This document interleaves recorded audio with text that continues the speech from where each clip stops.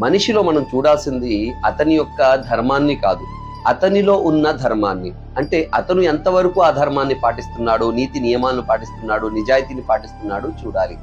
మరి చాలా మంది మా మతం గొప్ప, మా ధర్మం గొప్ప అని చెప్పి బడాయి చెప్పుకుంటుంటారు. ప్రతి ధర్మం గొప్పే ఆ విషయానికి వస్తే, ప్రతి మతం కూడా గొప్ప. ఎందుకంటే అది మంచినే బోధించింది, మానవ సమానత్వాన్ని బోధించింది. మనమే అంటరానితనాన్ని అంటగట్టి లేనిపోని విద్వేషాలను వ్యాప్తి చేస్తుంటాం.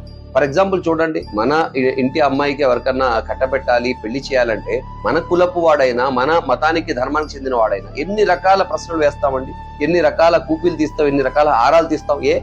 మన మతం వాడే కదా, వెంటనే ఇచ్చి చేసేయచ్చు కదా? కాదు. కాబట్టి ఆడి యొక్క ధర్మాన్ని, మతాన్ని చూడట్లేదు, వాడిలో ఉన్న ధర్మాన్ని, క్యారెక్టర్ని చూస్తున్నాం. చూసారా? కాబట్టి ఇది నిజమైన ధర్మం అన్నమాట. కాబట్టి మనలో ధర్మం ఉండాలి, మన ధర్మం ఎంత గొప్పది అనేది కాదు.